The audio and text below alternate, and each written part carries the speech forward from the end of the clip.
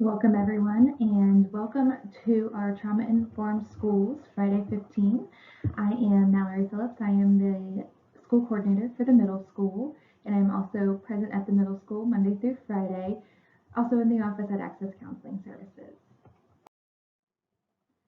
When we think about trauma informed schools, we're looking at a call to action. So the National Center for Traumatic Stress Network is now asking schools to play a key role in addressing the needs of traumatized children.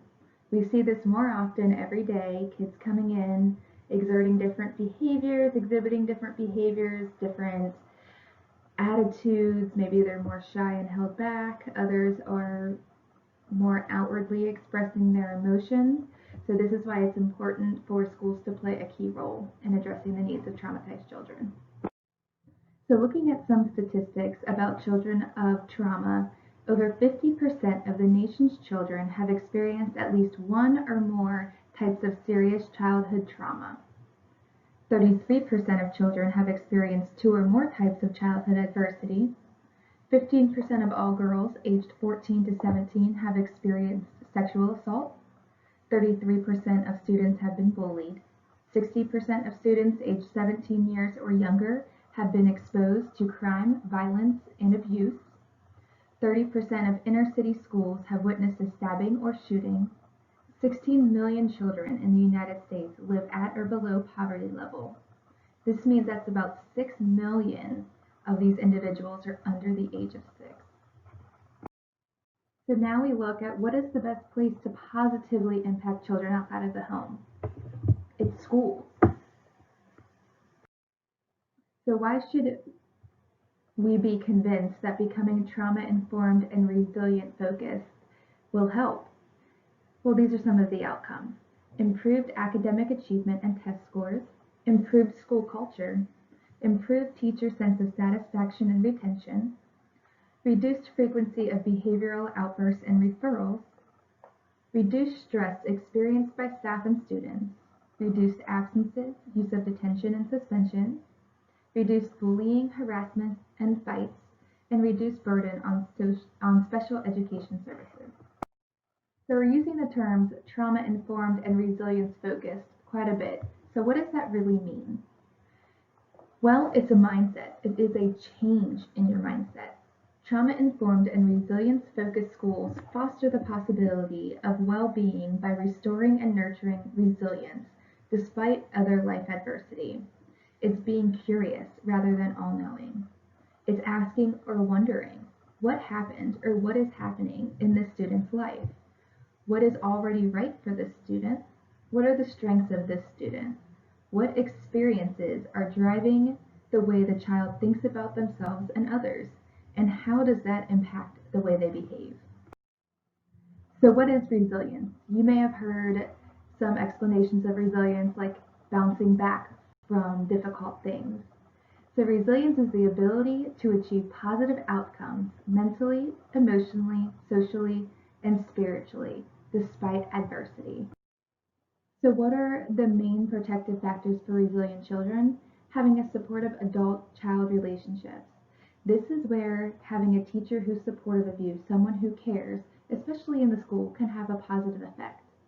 A sense of self-efficacy and perceived control, adaptive skills and self-regulatory capacities, and sources of faith, hope, and cultural traditions.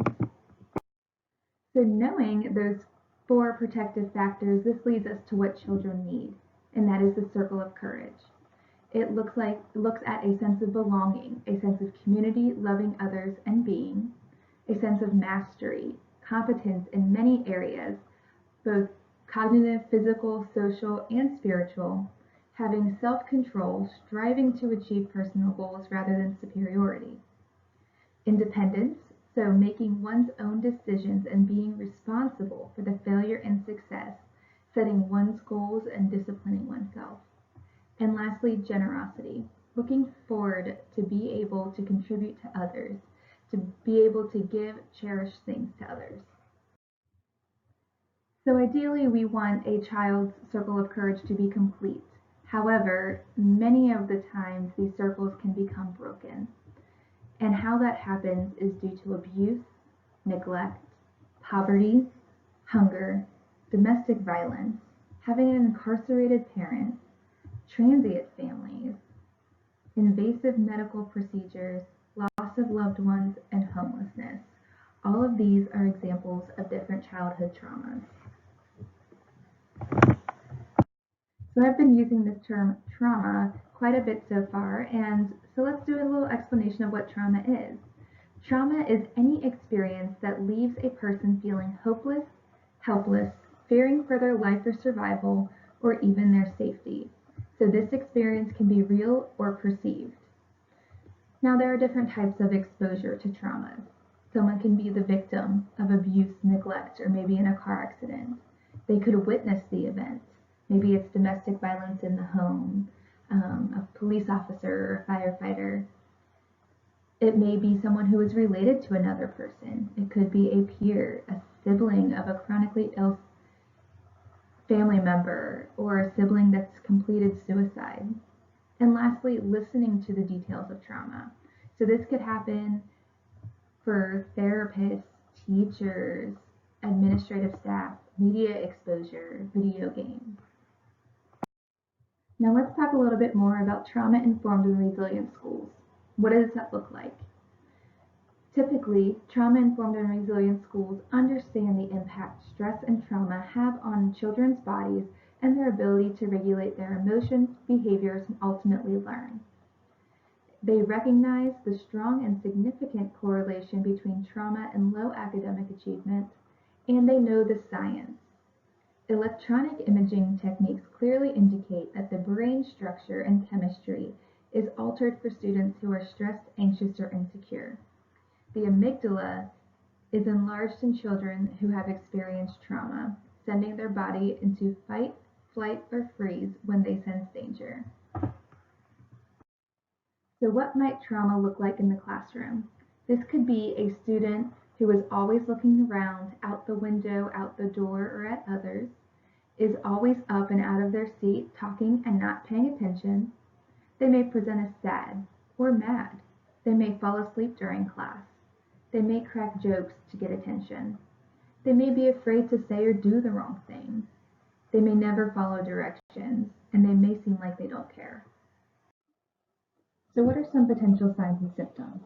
Loss of appetite, easily startled, difficulty concentrating or remembering, frequent headache or stomach aches, constant state of alert, diminished interest in school or other activities, inability to experience joy or pleasure, self-blame or shame, feeling of detachment from others, recurrent conflict with peers, irritability, outbursts of anger, trouble focusing on classwork, and acting as if the traumatic event were recurring.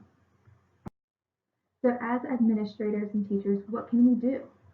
Foster connections, classroom meetings, teaching social and emotional skills, having a comfort or calm down corner in your classroom or in the school, establishing safety in the school, and promoting play. So when we talk about fostering connections, a big piece of that is the school connectedness. So school connectedness is the strongest factor in reducing incidents of anxiety, depression, suicide, substance abuse, and violence. The single most common factor for children who develop resilience is at least one stable and committed relationship with a supportive parent, caregiver, or other adult. Now keep in mind, if someone is experiencing trauma at home, you may be the only trusted adult that they have. So let's look at some interventions for each thing that we can do in the school. There's a connections assessment. When we talk about a connections assessment, we're going to either list names or place photographs of every child in your school, grade, or classroom on the walls of the school cafeteria or gymnasium. This could even be adapted to just putting it in your classroom or on like a whiteboard for you to use yourself. Then you'll want to invite all staff members, not only teachers, and consistent parent helpers to walk around the room and place a sticker or a check mark next to every child's name or photograph with whom they feel they have a connection. Afterwards, identify the kids who are without connections or have little connection and assign a few staff members to each of these children. Encourage staff to make a point to say hello and greet these kids as often as they can during the school year. Almost every day is ideal. The goal is to make every child feel like an adult, or several adults notice them and are excited to see them in class, in the hallway, or at school events. The kids with little or no adult connections are the ones who need the connections the most. The caring adults in your school are the perfect people to help increase the overall school connectedness that children experience. Another is the fostering connections. So you can use this at a staff meeting or things along those lines. And what this is going to look like is you're going to name 3 kids that you are solidly connected to and what specifically makes you believe they feel the connection to. Next, you'll name 2 kids you know in your classroom or your school who could benefit from a connection with you or a peer. Lastly, what are 3 ways you can make a bid to connect with these kids? Remember, the goal of this is to identify the kids who seem to be lacking connections and to build one. Because remember, one stable, healthy relationship with a trusting adult can help to build resilience. Next, we look at classroom meetings. So what are classroom meetings? Those are like proactive circles. So what do? We start them early and have them often. So what it typically looks like, it includes compliments or goal setting first, and problem solving or restoration follows. So the benefits include getting to know you, teaching social and emotional skills, practicing regulation, planning events, and checking understanding of a lesson or concept. So how do we implement a classroom meeting? Step 1, form a circle, obviously very quickly and safely. The teacher and the class will discuss, decide, and practice different things. For example, floors or chairs. What are we going to sit in? Where and how do you get to these spots? Who do you sit by? What does it look like? And what does it sound like? Step 2, maybe introducing the talking piece. This may be self-regulation skills. This may be how to calm down when you're feeling stressed. And then step 3 is practicing the various topics to create proactive circles. Next, we talk about social and emotional skills. So what do? They improve attitude towards the individual, the school, and others. It enhances positive pro-social behavior, reduces conduct problems, reduces emotional distress, and improves academic performance. So an emotional awareness activity that you can do is you provide each student with a body scan, just an outline of a person. And then you give them the list of different sensations: dense, flowing, queasy, numb, feeling tight, feeling light, wooden, suffocating, blocked, etc. And then you can also do the major feelings: sad, anger, worried, tired, excited, or calm. And then you're going to ask them where in the body they feel each of these things. Using different colors tends to help so you can identify where in the body each different feeling lies. Having a calm down corner is one of the things we often don't think about but are super beneficial. So we use this as an opportunity or an option, not a directive.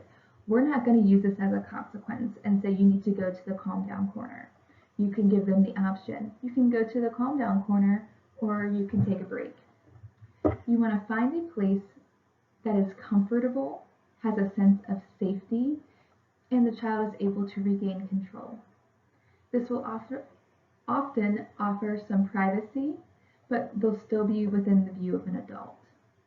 And you can introduce and allow students to try it out before they become upset. That way they can identify some coping skills they may be able to use while they are upset. So how do you create a calm down corner?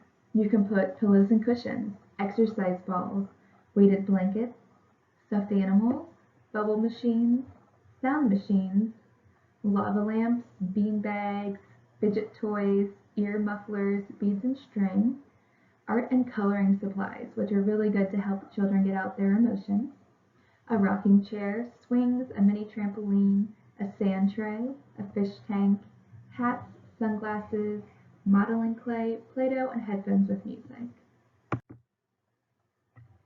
One of these different interventions that promote safety in the school is an exercise called vulnerable times. So when we think of safety, it's not what you think children know about feeling safe, it is what they experience as being safe. So with the vulnerable times for feeling unsafe at school exercise, what you're going to do is you're going to think about times when children may not feel safe.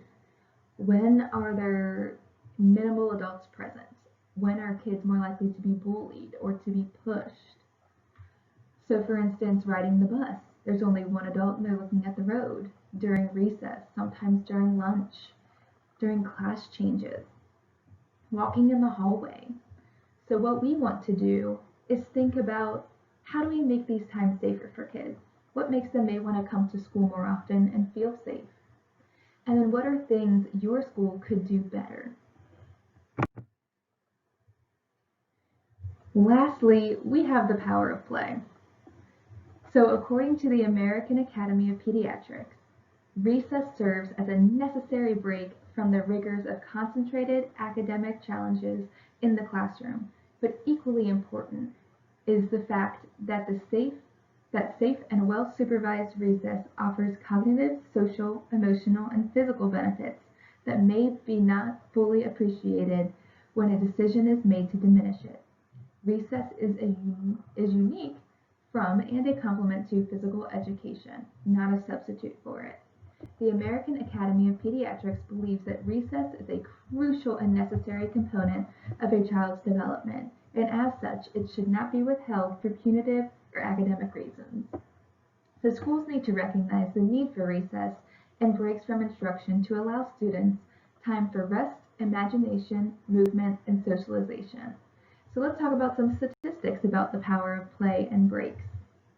Research indicates that play breaks of 15 minutes or more yield improved teacher ratings of classroom behavior, increased attentiveness and productivity, and improved ability of students to retain new information.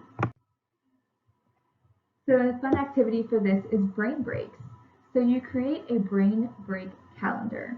So you use the calendar and at least write in at least one brain break for each day on the calendar. So some ideas could be give your class a riddle or tell a joke, play Simon Says, doodle for 5 minutes, do 25 jumping jacks, play rock, paper, scissors, or dance to a top 40 hit. These things all get children moving and give them that little brain break so that they are more focused at the end. Please feel free to contact me if you need any more information about becoming a trauma-informed or resilience-focused school, and I hope you all enjoyed the presentation and have a great day.